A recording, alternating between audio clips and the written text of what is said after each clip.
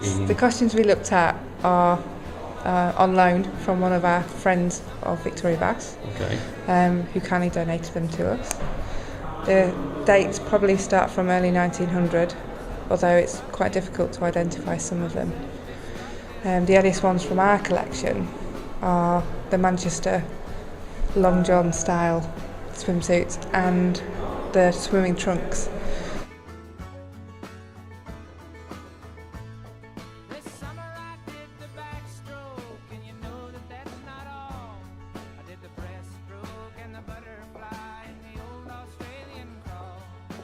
The old Australian crawl. This summer I swam in a public place in a reservoir to boot. All right, a number of our visitors have very strong memories of swimming at Victoria Baths. And I'll tell you the story from the point of view of one of the boys who would be here. They would change, and before there were showers, the boys used to wash their feet in troughs. The attendants would make sure that they do that because they were dirty little urchins, not as clean as we are nowadays. And when showers were introduced at the baths, they were cold showers. And I've got friends who remember that you would go in the trough, wash your feet, then go in the shower, and even though they were cold, you'd stay there for as long as you could, because the swimming pool, by comparison, would feel warm. So the boys would swim, play, maybe get a little bit cold, and the warmest place in the baths was back in the trough. And they'd sit one behind the other, tight in there. And of course the water was a bit gloopy, there'd be the carbolic soap, dirty little boys. And then the attendants would turn on the hot water to get them out. It'd be too hot for them to sit in there. So then they'd go through the same cycle of have the cold shower back in the pool, unless the attendants found that the fingers were all wrinkly. And if they were so wrinkly, they'd had their time and they'd be thrown out.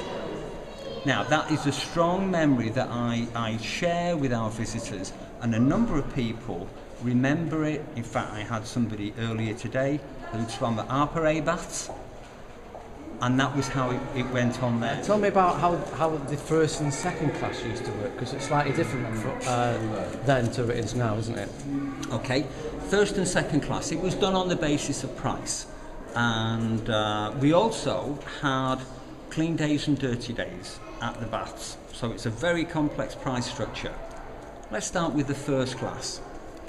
It was sixpence to swim on a clean day, but the water didn't have any preservatives, so it was fresh water, and because of the number of users and maybe they weren't as clean, then the water would be changed after 4 days. So it was sixpence on a clean day, but as the water was getting dirty, it was fourpence on a dirty day.